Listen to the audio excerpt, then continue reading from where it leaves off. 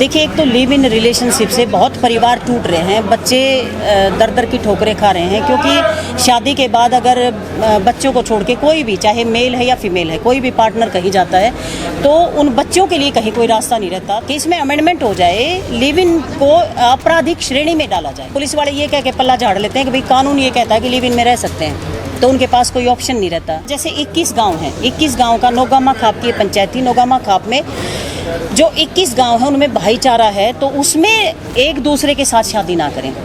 ये उससे बाहर किसी से भी शादी करें, लव मैरिज करें, कोई दिक्कत नहीं है। बेटी अपने पिता के पीछे दोनों टांग करके बैठे, वो यूं बैठे, वो यूं बैठे, कोई दिक्कत नहीं है, क्योंकि पिता के से ज़्यादा तो बच्चा कहीं सुरक्षित हो नहीं सकता। कि दहेज हम नहीं लेंगे। अगर कोई दहेज मांगता है परिवार तो उसके अगेंस्ट ये खाप इसी चौबतरे पे यहाँ पर बुला के उनको उसकी क्लास लगाई जाएगी, भाई दहेज क्यों मांगा जा रहा है। आज बुजुर्ग जो है दिन में ताश खेलते हैं, शाम को अगर दारू पीते हैं तो बच्चों को टाइम कब देंगे। हमारी माएँ रील देखती हैं, अपने बच्चों को समय नहीं दे रही हैं। तो आज बेटियां पढ़ेंगी, लिखेंगी, दोनों तरफ टांग करके बैठेंगी, जीन्स पहनो, जो मर्जी पहनो, लेकिन अपनी परंपरा, अपनी संस्कृति को बचा के रखना। ऐसा नहीं अंध नग से हम उसका विरोध करते हैं। गंद कल्चर और गन कल्चर, इसके विरोध में हम ये अभियान छेड़ने जा रहे हैं, क्योंकि आज जो गंदे गाने सुनते हैं और गन कल्चर से जो ऐसे दिखाया जाता है कि यूं मार देंगे, यूं कर देंगे, तो उससे क्या है, बच्चों में एक जोश आता है और वो अपने विवेक को छोड़ देते हैं। तो उसमें क्या करते हैं, वो आज रोज़ हरियाणा में मर्डर हो रहे हैं। उसको बचाने के लिए यूथ को समझाना जरूरी है। तो इस गंद कल्चर से और गन कल्चर से भी अपने बच्चों को अलग रखना पड़ेगा। तो कानून हमें ये क्यों कह रहा है कि अगर साउथ में मामा भांजी शादी करते तो हम, ऐसा नहीं है कि हम भी करने लग जाएंगे, हम नहीं करेंगे। हम अपने कस्टम के अनुसार हम वो शादी स्वीकार्य नहीं है हमें। पुरुष आयोग, क्या मैं तो ये कह रही हूँ, पुरुष और महिला दोनों को मिलके काम करना होगा, दोनों को मिलके काम करना होगा। बिल्कुल, हम सभी खापों में जाएंगे और सभी खापों में हम अपनी पंचायतें करेंगे, क्योंकि वहाँ पर महिलाओं की एंट्री होना बहुत ज़रूरी है। हमने अभी इसमें एजेंडे में भी डाला है कि हम सभी खापों में महिला पंचायत करेंगे। देखिए, एक तो लिव इन रिलेशनशिप से बहुत परिवार टूट रहे हैं, बच्चे दर दर की ठोकरें खा रहे हैं क्योंकि शादी के बाद अगर बच्चों को छोड़ के कोई भी, चाहे मेल है या फीमेल है, कोई भी पार्टनर कहीं जाता है तो उन बच्चों के लिए कहीं कोई रास्ता नहीं रहता। तो इसके लिए हम इसमें अमेंडमेंट चाहते हैं कि इसमें अमेंडमेंट हो जाए, लिव इन को आपराधिक श्रेणी में डाला जाए, ताकि कानून उसमें कोई काम कर सके। क्योंकि अब कोई भी केस आता है तो पुलिस वाले ये कह के पल्ला झाड़ लेते हैं कि भाई कानून ये कहता है कि लिव इन में रह सकते हैं, तो उनके पास कोई ऑप्शन नहीं रहता। तो हम इसमें अमेंडमेंट करना चाहते हैं, इसलिए मैंने प्रधानमंत्री जी को भी चिट्ठी लिखा है और कानून मंत्री जी को भी, प्रेसिडेंट को भी, इन सबको मैंने चिट्ठी लिखा है कि इसमें अमेंडमेंट करा जाए। देखिए, सोशल मीडिया पे चेक करना पड़ेगा हमारे बच्चे क्या कर रहे हैं, मोबाइल पे भी चेक करना पड़ेगा। मोबाइल, आज टेक्नोलॉजी का ज़माना है, हर बच्चे को मोबाइल चाहिए, क्योंकि आज अगर इन्फॉर्मेशन कोई चाहिए तो मोबाइल से ज़्यादा बढ़िया सोर्स कोई दूसरा हो नहीं सकता।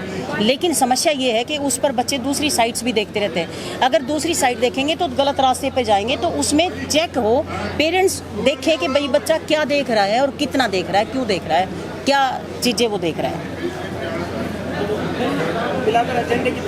एजेंडे हमने एक ये रखा, जैसे 21 गांव हैं, 21 गांव का नौगामा खाप की पंचायती नौगामा खाप में जो 21 गांव हैं उनमें भाईचारा है, तो उसमें एक दूसरे के साथ शादी ना करें। ये उससे बाहर किसी से भी शादी करें, लव मैरिज करें, कोई दिक्कत नहीं है। बेटी अपने पिता के पीछे दोनों टांग करके बैठे, वो यूं बैठे, वो यूं बैठे, कोई दिक्कत नहीं है, क्योंकि पिता के से ज़्यादा तो बच्चा कहीं सुरक्षित हो नहीं सकता। ये इस तरह की एक बात आई थी कि लड़की दोनों तरफ टांग करके ना बैठे, वो पहले का था, साड़ी बांधती थी तो दूसरी तरफ टांग कर ही नहीं सकती थी। अब जीन्स पहनती हैं बच्ची, क्या दिक्कत है दूसरी तरफ टांग करके। तो ये भी एक एजेंडा था। एक और एजेंडा है कि दहेज हम नहीं लेंगे। अगर कोई दहेज मांगता है परिवार तो उसके अगेंस्ट ये खाप इसी चौबतरे पे यहाँ पर बुला के उनको उसकी क्लास लगाई जाएगी, भाई दहेज क्यों मांगा जा रहा है। दहेज के अगेंस्ट एक बड़ा अभियान हम छेड़ेंगे। 21 मेंबरी एक कमेटी हमने बनाई है, वो कमेटी 21 के 21 गाँव में जाएगी और ये जो हमारा एजेंडा है वो पेज होगा हमारे पास, उस एजेंडे के तहत उस एजेंडे को लेके जाएंगे। वहाँ के यूथ से भी बात करेंगे, बच्चियों से भी बात करेंगे और बुज़ुर्गों से भी बात करेंगे। बुज़ुर्गों को भी अपनी जिम्मेदारी निभानी पड़ेगी, क्योंकि आज बुज़ुर्ग जो है दिन में ताश खेलते हैं, शाम को अगर दारू पीते हैं, तो बच्चों को टाइम कब देंगे? हमारी माएँ रील देखती हैं, अपने बच्चों को समय नहीं दे रही हैं।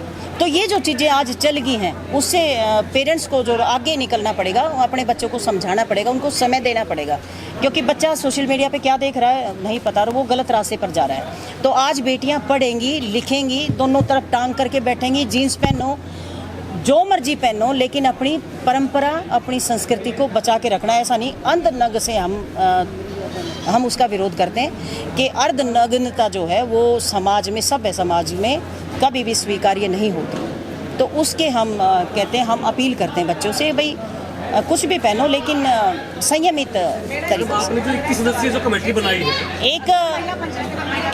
एक गंध कल्चर और गन कल्चर, इसके विरोध में हम ये अभियान छेड़ने जा रहे हैं, क्योंकि आज जो गंदे गाने सुनते हैं और गन कल्चर से जो ऐसे दिखाया जाता है कि यूं मार देंगे, यूं कर देंगे, तो उससे क्या है, बच्चों में एक जोश आता है और वो अपने विवेक को छोड़ देते हैं। तो उसमें क्या करते हैं, वो आज रोज़ हरियाणा में मर्डर हो रहे हैं, उसको बचाने के लिए यूथ को समझाना जरूरी है। तो इस गंद कल्चर से और गन कल्चर से भी अपने बच्चों को अलग रखना पड़ेगा। 18 साल की उम्र के बाद से तो कानून कहता है कि लड़का हो या लड़की हो, जिससे भी शादी करना चाहे, जिसके साथ रहना चाहे वो रह लेगा।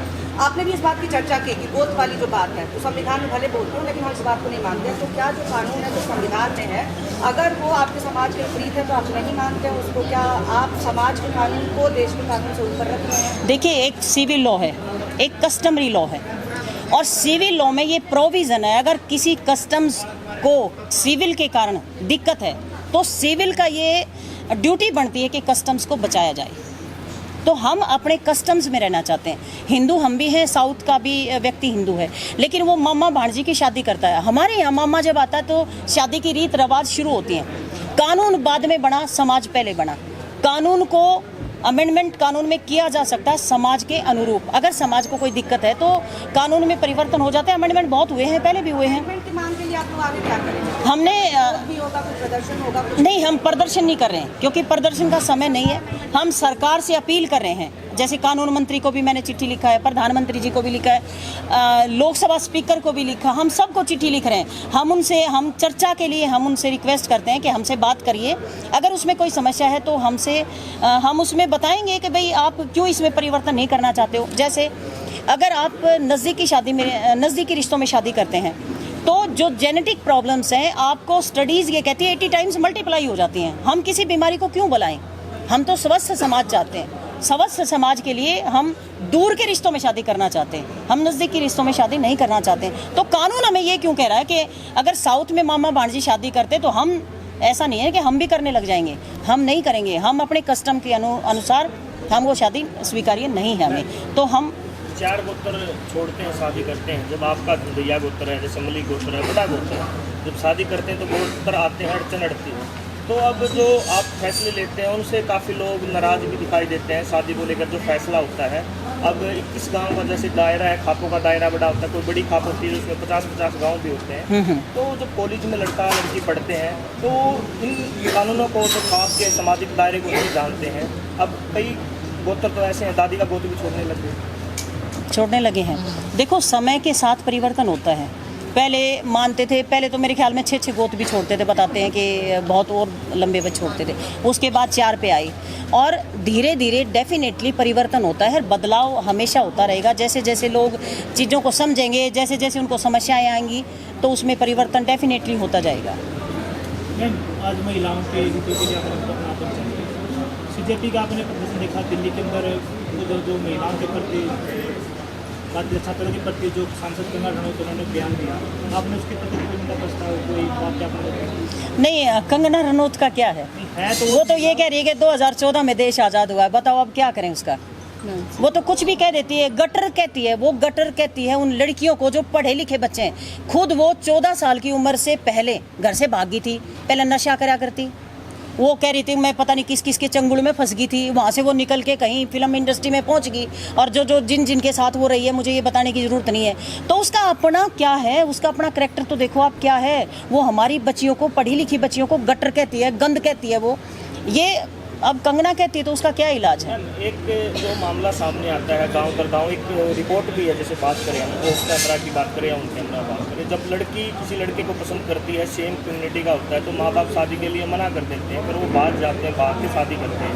तो कहीं ना कहीं मानते हैं माँ बाप की भी कमी है जब बच्चे घर पर बता देते हैं कि मैं इस लड़के से शादी करना चाहती हूँ, और माँ बाप दूसरी जगह पर ज़बरदस्ती शादी करते हैं, और फिर ये बाद में केस आते हैं लड़की ने बॉयफ्रेंड के साथ मिलकर पति का मर्डर कर दिया। नहीं, ऐसे बहुत सारे केसेस आ रहे हैं, आप बिल्कुल सही कह रहे हो। और इसमें हम तो ये कह रहे हैं कि पेरेंट्स जो है ना अपने बच्चों का साथ दें, क्योंकि अगर बच्चा मैच्योर है, अपने लेवल में शादी करना चाहता है, वो भी मान लो कोई डॉक्टरी कर रहा है, बच्चा दूसरा भी डॉक्टर है और वो शादी करना चाहते हैं, इसमें मुझे नहीं लगता किसी को दिक्कत होनी चाहिए। पेरेंट्स को ये चीज़ समझनी होगी कि अब समय बदल रहा है, बच्चे जागरूक हो रहे हैं और उनकी ज़रूरत के अनुसार पेरेंट्स को भी थोड़ा सा अमेंडमेंट करना पड़ेगा, अपनी सोच में भी और अपने व्यवहार में भी।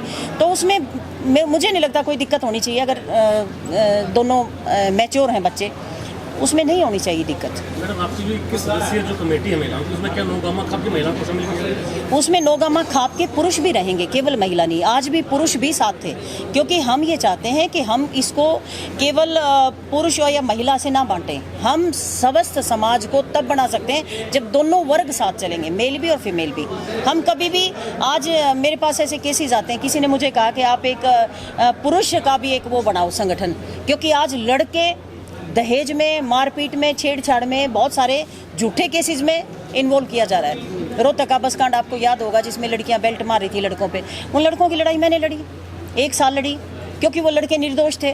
तो ऐसे मैं जब यहाँ ये जेल है कुरुक्षेत्र में, मैं वहाँ पर राखी बंधन पे गई थी पीछे, तो जब मैं वहाँ गई तो मैंने देखा कि बहुत सारे लोग निर्दोष हैं जो जेलों में पड़े हैं। तो डेफिनेटली ये बहुत दिक्कत है समाज में। और क्या मानते पुरुष आयोग होना चाहिए जैसे महिला आयोग हो? पुरुष आयोग क्या, मैं तो ये कह रही हूँ पुरुष और महिला दोनों को मिलके काम करना होगा, दोनों को मिलके काम करना होगा। हम देखो खाप पंचायतों में हमने एक बड़ा काम शुरू किया है, जैसे हमने जिला स्तर पे महिलाएं बनानी शुरू करी हैं। हमारी जिला अध्यक्ष आई हुई हैं, जैसे दलजीत संधू है, ये करनाल की जिला अध्यक्ष हैं, निर्मल जी हैं, ये रोहतक की जिला अध्यक्ष हैं, जो है ये हैं राय के अध्यक्ष हैं, रूबी हैं शाहबाद के अध्यक्ष। हम जिला और ब्लॉक स्तर पे, यानी कविता कहाँ गई?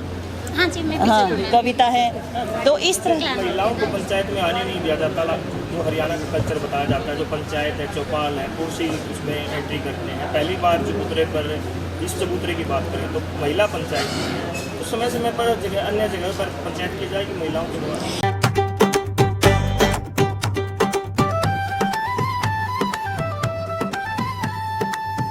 ऐसा क्या खास है इस स्थान में? गुणवत्ता भारत में पहली बार 3 की शक्ति के साथ। टफेक्स 369 दे, उम्मीद से ज्यादा। बिल्कुल, हम सभी खापों में जाएंगे और सभी खापों में हम अपनी पंचायतें करेंगे, क्योंकि वहाँ पर महिलाओं की एंट्री होना बहुत ज़रूरी है।